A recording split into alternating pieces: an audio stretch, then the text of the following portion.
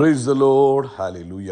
സ്തോത്രം സ്തോത്രം സ്തോത്രം സ്തോത്രം സ്തോത്രം സ്തോത്രം. കർത്താവിൻ്റെ അതിപരിശുദ്ധമായ തിരുനാമം ഈ അനുഗ്രഹിക്കപ്പെട്ട പ്രഭാതത്തിൽ വാഴ്ത്തപ്പെടുമാറാകട്ടെ. പ്രിയപ്പെട്ട ദൈവമക്കളെ, നമുക്ക് ഒരുമിച്ച് 2026 ജനുവരി മാസം 11 ഞായറാഴ്ച പ്രഭാതത്തിൽ കർത്താവിനെ ആരാധിക്കുവാൻ, കർത്താവിനെ സ്തുതിക്കുവാൻ നമ്മുടെ സ്വർഗീയ പിതാവ് നമുക്ക് ഒരുക്കി തന്നിരിക്കുന്ന നല്ല സമയത്തിനായിട്ട് നമുക്ക് നന്ദിയോടെ സ്തോത്രം ചെയ്യാം. കൈകളൊക്കെ ഒന്ന് ഉയർത്തിപ്പിടിച്ചിട്ട് ആ നല്ല കർത്താവിനൊന്ന് സ്തോത്രം പറഞ്ഞേ. സ്തോത്രം സ്തോത്രം സ്തോത്രം സ്തോത്രം സ്തോത്രം സ്തോത്രം സ്തോത്രം. കഴിഞ്ഞ പകൽക്കാലം മുഴുവൻ നമ്മുടെ കർത്താവ് നമ്മളെ കാത്തു പരിപാലിച്ചു. ഓർത്ത് നോക്കി എത്ര അത്ഭുതകരമായിട്ടാണ് കഴിഞ്ഞ പകൽക്കാലം കർത്താവ് നമ്മളെ നടത്തിയത്. നമ്മുടെ സകല ആവശ്യങ്ങളിലും കർത്താവ് കൂട്ടായിട്ടിരുന്നു. അമ്മയെ കൈപിടിച്ച് നമ്മളെ നടത്തിയ ദൈവകൃപയ്ക്കായിട്ട് കരമുയർത്തി പിടിച്ചുകൊണ്ട് പറയാം, കർത്താവെ നന്ദിയോടെ സ്തോത്രം, നന്ദിയോടെ സ്തോത്രം, നന്ദിയോടെ സ്തോത്രം, സ്തോത്രം സ്തോത്രം സ്തോത്രം സ്തോത്രം. കഴിഞ്ഞ രാത്രി നല്ല ഉറക്കം നമ്മളെ അനുഗ്രഹിച്ചില്ലേ, ചിറകിൻ്റെ മറവിൽ നമ്മളെ സൂക്ഷിച്ചില്ലേ, അനർത്ഥങ്ങളൊന്നും നമുക്ക് വരുവാൻ സമ്മതിക്കാതെ രാത്രി നമ്മളെ കാത്തു പരിപാലിച്ച് ദൈവകൃപയ്ക്കായിട്ട് കരമുയർത്തി പിടിച്ചുകൊണ്ട് കർത്താവിന് സ്തോത്രം ചെയ്തേ. സ്തോത്രം സ്തോത്രം സ്തോത്രം സ്തോത്രം സ്തോത്രം സ്തോത്രം സ്തോത്രം. ആമേൻ. ആരോഗ്യത്തോടെ സൗഖ്യത്തോടെ ഈ പ്രഭാതത്തിൽ നമ്മളെ ഉണർത്തിയ ദൈവകൃപയ്ക്കായിട്ട് കർത്താവിന് നമുക്ക് സ്തോത്രം ചെയ്യാം. ഹല്ലേലൂയ. നന്ദിയോടെ സ്തോത്രം സ്തോത്രം സ്തോത്രം സ്തോത്രം സ്തോത്രം. ഈ പകൽക്കാലം കർത്താവ് നമ്മളെ ജയത്തോടെ നടത്തുന്നത് ഓർത്ത് ആമേൻ കർത്താവിന് നന്ദി പറഞ്ഞേ. ആമേൻ. യഹോവ നിസ്സിയായി നമ്മുടെ കൂടെ ഇരുന്ന് ആമേൻ നമ്മുടെ ജയക്കൊടിയായി നമുക്ക് മുൻപേ നടന്ന് നമ്മുടെ മുമ്പിൽ വഴികൾ തുറന്ന് നമ്മളെ അത്ഭുതമായി ഇന്നത്തെ പകൽക്കാലം നടത്തുന്ന കർത്താവിന് കരമുയർത്തി കർത്താവിന് സ്തോത്രം ചെയ്യാം. സ്തോത്രം സ്തോത്രം സ്തോത്രം സ്തോത്രം സ്തോത്രം. കർത്താവ് നല്ലവനാകുന്നു. കർത്താവിൻ്റെ ദയ ഇന്നും എന്നേക്കുമുള്ളതാകുന്നു. നമുക്കൊരുമിച്ച് പ്രാർത്ഥിക്കാം. ഹല്ലേലൂയ. Thank you Jesus. നന്ദിയോടെ സ്തോത്രം, നന്ദിയോടെ സ്തോത്രം, നന്ദിയോടെ സ്തോത്രം. ആമേൻ. നന്ദിയോടെ സ്തോത്രം. എല്ലാവരും കർത്താവിന് സ്തോത്രം പറഞ്ഞാട്ടെ. എൻ മനമേ നീ വീണ്ടും സ്വസ്ഥമായിരിക്കുക, യഹോവ നിനക്ക് ഉപകാരം ചെയ്തിരിക്കുന്നു. 116 സങ്കീർത്തനത്തിൻ്റെ 7-ാമത്തെ വാക്യമാണ്. ആമേൻ. അതിൻ്റെ 12-ാമത്തെ വാക്യം പറഞ്ഞു, യഹോവ എനിക്ക് ചെയ്ത സകല ഉപകാരങ്ങൾക്ക് ഞാൻ കർത്താവിന് എന്തു പകരം കൊടുക്കും? യഹോവയ്ക്ക് ഞാൻ എൻ്റെ നേർച്ചകളെ കർത്താവിൻ്റെ സകല ജനവും കാണുക കഴിക്കും. ഞാൻ കർത്താവിന് സ്തോത്രയാഗം കഴിച്ച് യഹോവയുടെ നാമം വിളിച്ചപേക്ഷിക്കും.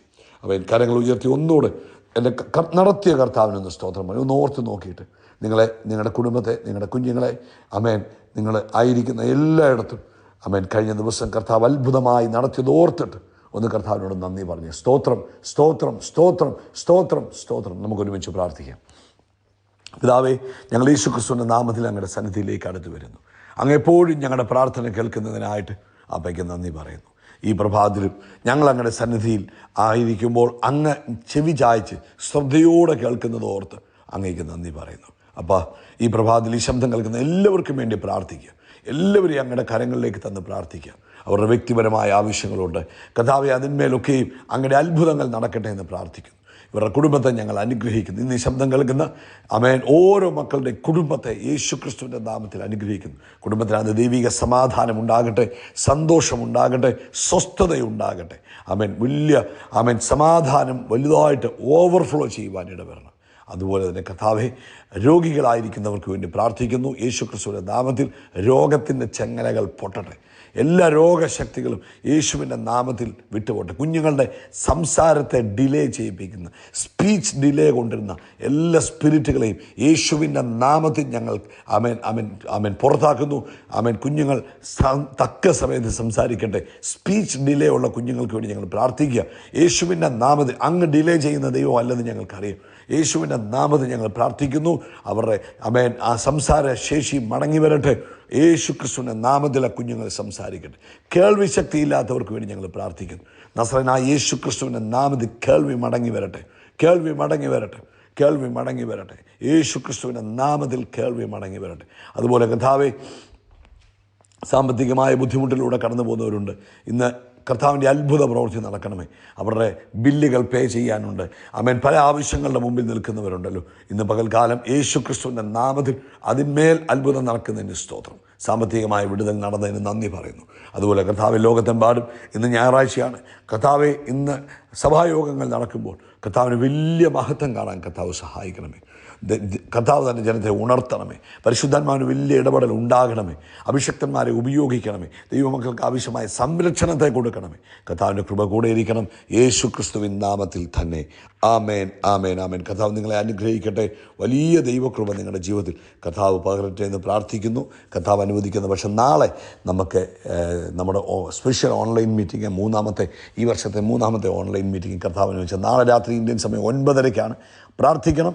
അതിനുവേണ്ടി നിങ്ങൾ പ്രവർത്തിക്കണം. കർത്താവിൻ്റെ വേലയിൽ നിങ്ങൾ പങ്കാളികളായിത്തീരുക കേട്ടോ. കർത്താവ് നിങ്ങളെ ധാരാളമായിട്ട് അനുഗ്രഹിക്കട്ടെ. സങ്കീർത്തനം 118 വാക്യം, മനുഷ്യനിൽ ആശ്രയിക്കുന്നതിനേക്കാൾ യഹോവയിൽ ആശ്രയിക്കുന്നത് നല്ലത്, പ്രഭുക്കന്മാരിൽ ആശ്രയിക്കുന്നതിനേക്കാൾ ആമേൻ യഹോവയിൽ ആശ്രയിക്കുന്നത് നല്ലത്. ആമേൻ. ഈ വർഷം 11ാമത്തെ ദിവസത്തിലേക്ക് നമ്മൾ വരുമ്പോൾ പരിശുദ്ധാത്മാവ് നമുക്ക് നല്ലൊരു ആലോചന പറഞ്ഞു തരികയാണ്, നല്ലൊരു ബുദ്ധി പറഞ്ഞു തരികയാണ്. എന്താണ് ബുദ്ധി പറഞ്ഞു തരുന്നത്? ആമേൻ. അതായത് ലോകത്തിലുള്ള മനുഷ്യനിൽ ആശ്രയിക്കുന്നതിനേക്കാൾ നല്ലതാണ് ദൈവത്തിൽ നമ്മൾ ആശ്രയിക്കുന്നത്. അതായത് ഈ ട്രസ്റ്റ് ചെയ്യുക എന്ന് പറഞ്ഞാൽ നമ്മുടെ വെയിറ്റ് എടുത്ത് എന്തിൻ്റെയെങ്കിലും മുകളിൽ വെക്കുന്നതിനാണ് ട്രസ്റ്റിംഗ് എന്ന് പറയുന്നത്. ആമേൻ. എന്തിനെ നമ്മൾ ട്രസ്റ്റ് ചെയ്യുന്നു അത് നമ്മുടെ സപ്പോർട്ടായിട്ട് മാറും. ഇപ്പം സപ്പോർട്ട് സിസ്റ്റമായിട്ട് മാറി. ഇപ്പം നമ്മൾ എന്തിനെ ട്രസ്റ്റ് ചെയ്തോ ആമേൻ അത് നമുക്ക് ആശ്വാസം തരും, അത് നമ്മുടെ സപ്പോർട്ടായി മാറും. ആമേൻ.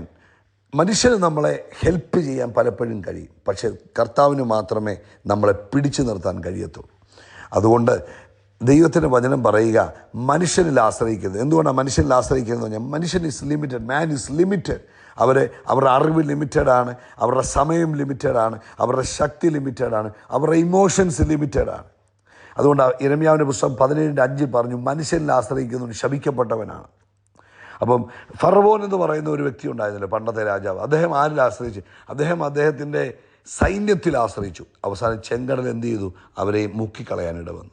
ശൗൽ എന്ന് പറയുന്ന രാജാവ് ആരിൽ ആശ്രയിച്ചു? അവൻ ജനത്തിൻ്റെ ഒപ്പീനിയനുകളിൽ ആശ്രയിച്ചു. അവസാനം എന്തു പറ്റി? രാജ്യത്വം നഷ്ടപ്പെട്ടു പോയി. അതുകൊണ്ട് മനുഷ്യരെ ദൈവം നമുക്ക് വേണ്ടി ഉപയോഗിക്കാം, പക്ഷേ നമ്മൾ ഒരിക്കലും മനുഷ്യരെ ദൈവത്തിന് പകരമായി കാണുവാനോ മനുഷ്യനിൽ ആശ്രയിക്കുവാനോ ഇടവരരുത്. ഒരു സിമ്പിൾ ഉദാഹരണം പറഞ്ഞാൽ, നമ്മൾ ഒരു കസേര നമ്മൾ കാണുമ്പോൾ പറയും ഇത് സ്ട്രോങ് ആണെന്ന് നമുക്ക് പറയാൻ പറ്റും. പക്ഷേ നമ്മളത് ഇരുന്ന് കഴിയുമ്പം മാത്രമേ നമുക്ക് പറയാൻ പറ്റുള്ളൂ നമ്മളതിനെ ട്രസ്റ്റ് ചെയ്യുന്നു.